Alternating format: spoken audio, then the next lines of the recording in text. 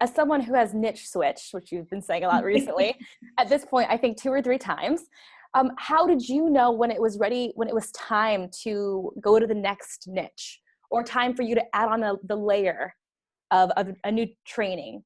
Was there like a feeling you had? Was there a questions you asked yourself? Was it hearing external voices telling you like, you can actually do this, like you're really good at it? Like, when is it time? Because someone might hear like, give it some space, and they might think, oh, a week is long enough, a month's long enough. Like, how do I know how much space is enough space?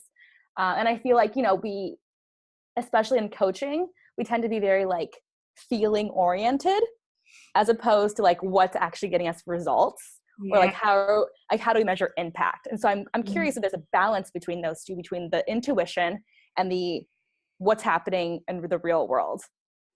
Okay, this is so good. Thank you for this question.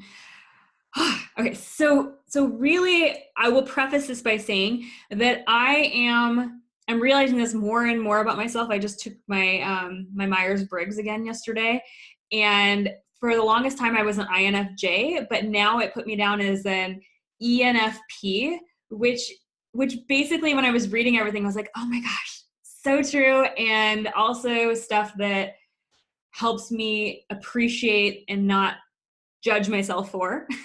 But I'm definitely a very free-spirited type of person, and I'm not super structured. And that's why I have you.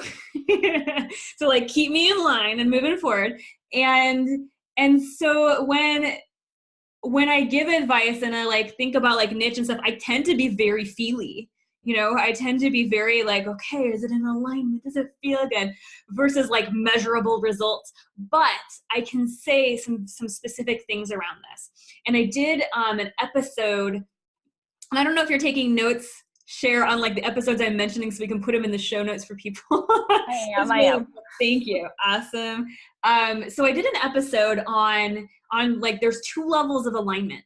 And so let me just give you an example of what I mean by this. Okay, so my previous incarnation of my business, the previous niche that I was in, that I did my TEDx talk, How Food Fuels Hustle on, that I started my first podcast, Feed Your Hustle, with, like, I was super passionate about it. And it was essentially burnout proofing your business, right? It was like the self-care for female business owners.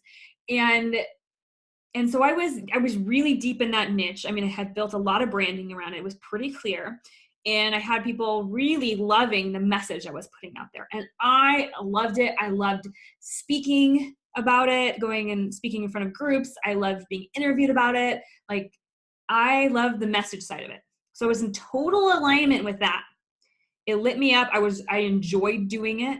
I didn't get burnt out on that piece. But I was getting burnt out in my business a lot.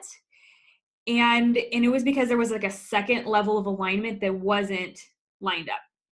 And it was the way I worked with people.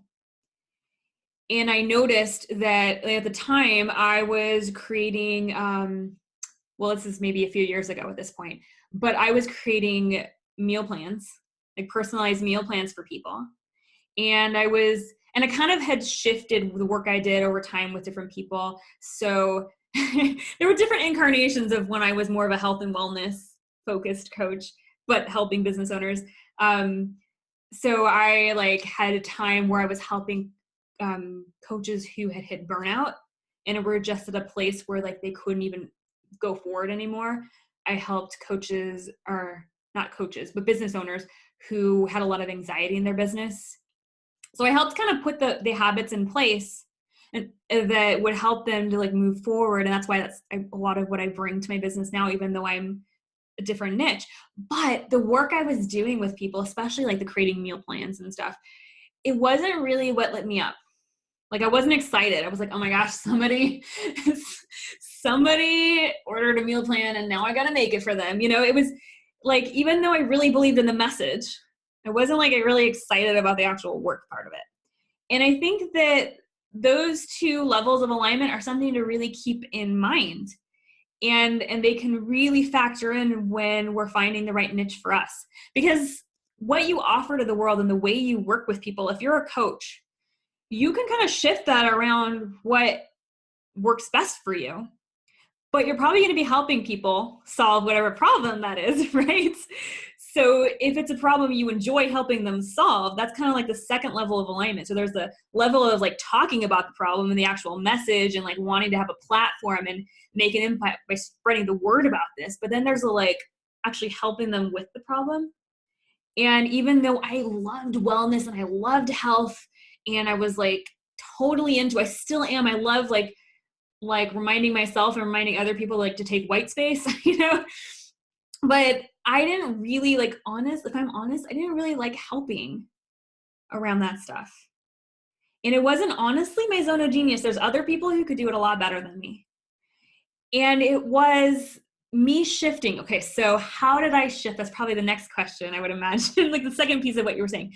How did I know beyond that piece to shift into the niche that I've been at the last few years? Okay, so I knew something wasn't working because I had hit a point in my business where I just really wasn't honestly making the income that I needed. And because I was blocking clients. I was like, I don't really want you to work with me because then I'm gonna have to work on stuff that I don't want to work on. And I had known forever that I am a fabulous editor. Words are my jam. And I had known like, okay, like how could I make this work as a business? And I could never figure it out.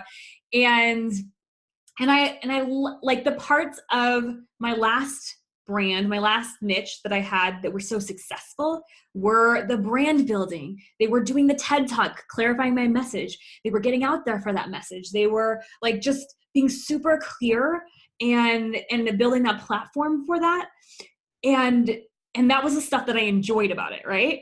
And I have a background as an architect and design and user experience are like built into me. Like, how is someone moving through this space? How is someone moving through your brand? And even with all of that, since I was shifting technically into the business niche, even though I'd been working with business owners before, I was more fully putting my feet in it. I was really nervous about that.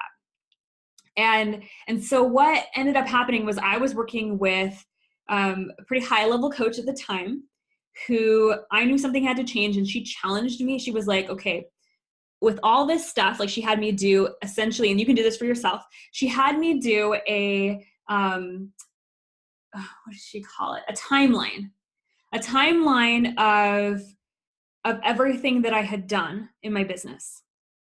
Like sort of like an accomplishment inventory, but was like, this happened and this happened and this happened, like chronologically.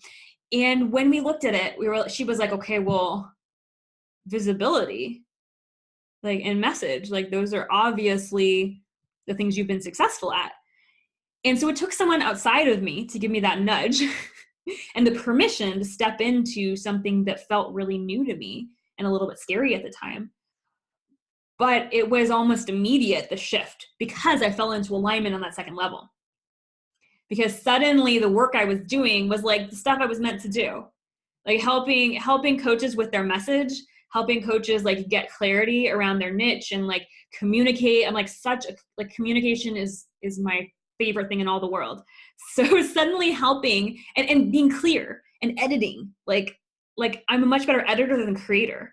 So suddenly the type of work I was doing felt right and it felt in alignment, and I knew I was good at it and people wanted it and they wanted to pay me for it. And that's my really long-winded answer to that. But yeah, like absolutely, there's definitely, it's still not like results driven, but it was very clear to me what was going on. Right. That I needed to do something. I needed to change something. Right.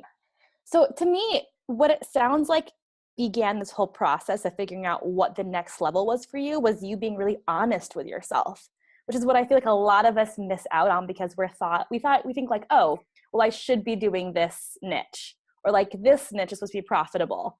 And so we kind of like skip out on that honesty piece, and it really hurts a lot of like our bottom lines and our souls. And so this is interesting that was a foundation for you. And then you got like your external support with your coach, and you kind of find, Twyla Tharp calls it your spine, the spine of all of your work, like what really holds things together. And then you were also really patient, which I feel like is what's missing in this space a lot too. Like we expect to go to 6 figures in 6 months in a lot of ways. So it feels like, you really gave the space, like you were saying, to evolve and to figure out what was next for you. Yeah. Yeah. I mean, over the time that I've had, like you said, I've had 2 or 3 different niche switches, and I have done things like delete thousands of subscribers from lists, and and delete Facebook groups, and rebuild. But I know this has all been an evolution, that it's kind of continually moving forward. And when you do, if you do pivot, and we're not necessarily, this episode's not necessarily about pivoting specifically, but and I keep thinking of all these cool episodes to tie to. Kathleen Ventura, that was only a few episodes ago. We talked a lot about her pivoting. So if you want to go even deeper and get more support around what it looks like to pivot, we'll put that link for you in the show notes to that episode. All right, so yeah, when you're kind of honing in, you got to give it some space. You got to get really specific, as specific as you can, and then give it a little bit of time and let it play out before you change to a new thing and say it's not working. Right. Like totally. And sometimes when it's not working, I'll bring it back to the beginning of this episode when I talked about it's often not your niche. It's how you talk about your niche that's the issue.